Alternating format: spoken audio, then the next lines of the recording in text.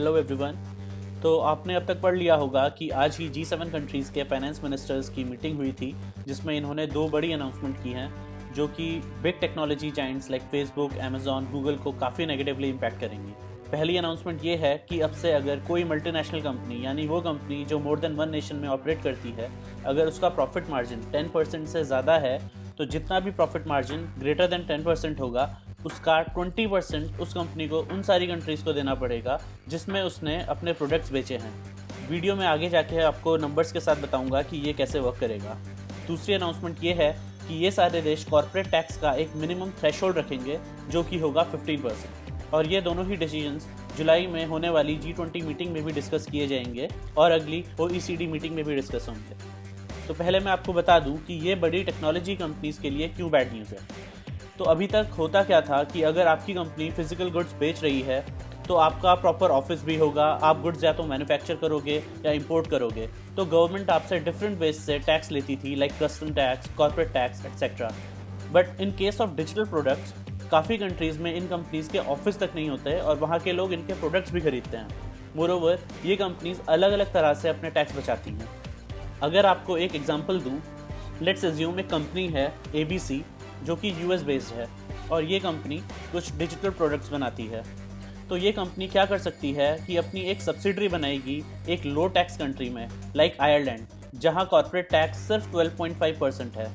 अब ये जो डिजिटल प्रोडक्ट ये कंपनी बेचती है उसके इंटेलेक्चुअल प्रॉपर्टी राइट्स इस सब्सिडरी के थ्रू फाइल करेगी। तो अब इस कंपनी के जितने भी सब्सिडरीज हैं वर्ल्ड वाइड सब ये डिजिटल प्रोडक्ट बेचेंगी, लेकिन इस प्रोडक्ट के इंटेलेक्चुअल प्रॉपर्टी राइट्स तो सिर्फ आयरलैंड वाली सब्सिडरी के पास हैं, राइट। तो इसलिए बाकी सब सब्सिडरीज अपनी आयरलैंड बेस्ड सब्सिडरी को रॉयल्टी देंगी और ये रॉयल्टी इस तरह से एडजस्ट करेंगे कि बाकी सारी सब्सिडरीज का नेट प्रॉफिट ऑलमोस्ट ज़ीरो हो जाए। तो अब बाकी सारी सब्सिडरीज का प्रॉफिट हुआ ज़ीरो और सारा प्रॉफिट आ गया आयरिश सब्सिडरी के पास। तो बाकी सारी कंट्रीज़ में इनकी टैक्स लाइबिलिटी हो गई ज़ीरो, जहां इनको काफ़ी ज़्यादा टैक्स देना पड़ता है लाइक 20-30%, और आयरलैंड की सब्सिडरी में इनको बस 12.5% टैक्स देना पड़ा। तो ये एक तरीका था जिससे ये टेक कंपनीज़ काफ़ी टैक्स बचाती हैं। ऐसे और भी काफ़ी सारे तरीके हैं जिनसे ये टैक्स बचाते हैं।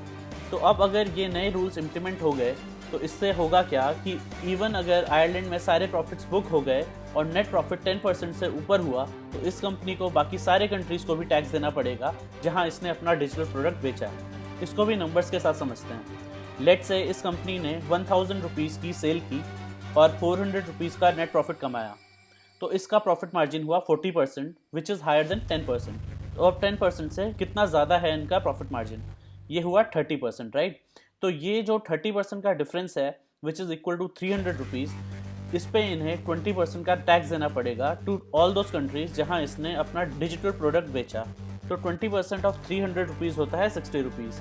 तो इसको एडिशनल 60 रुपीज़ उन सब कंट्रीज़ में देना पड़ेगा जहां जहां इसने अपना प्रोडक्ट बेचा, उसी प्रोपोर्शन में जिसमें इन्हें उन कंट्रीज़ में सेल की। तो अब कंपेयर करते हैं कि कितना लॉस होगा इस कंपनी को।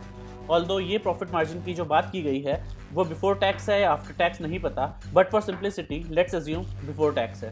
तो नॉर्मल रूल्स के हिसाब से इस कंपनी को आयरलैंड में सिर्फ 12.5% टैक्स देना पड़ता, जो कि होता है 50 रुपीज़। वहीं अब इस कंपनी को देना पड़ेगा 50 + 60 विच इज़ 110 रुपीज़। और जो दूसरी अनाउंसमेंट है मिनिमम 15% कॉर्पोरेट टैक्स की, उससे क्या होगा कि सारी कंट्रीज़ जो एक दूसरे के साथ अपना कॉर्पोरेट टैक्स कम करने की रेस में थी वो रेस ख़त्म हो जाएगी, जिससे सारी कंट्रीज़ को फ़ायदा होगा। एक्चुअली जो बाइडेन काफ़ी टाइम से ऐसे चेंजेस के लिए सजेस्ट कर रहे थे क्योंकि इससे सबसे बड़ा फ़ायदा US को ही होगा, और अभी कोविड की वजह से सारी कंट्रीज़ की हालत काफ़ी ख़राब है, तो इस वजह से सबके बीच कंसेंसस बनने में आसानी हुई। बट 15% अभी भी काफ़ी कम है और चांसेस हैं कि ये आगे चल के और भी बढ़ाया जाएगा। तो इससे अब इन कंपनीज़ के पास कम इंसेंटिव होगा ऐसे टैक्स बचाने का, और नेचुरली आयरलैंड ने काफ़ी नेगेटिवली लिया है G7 की इस अनाउंसमेंट को।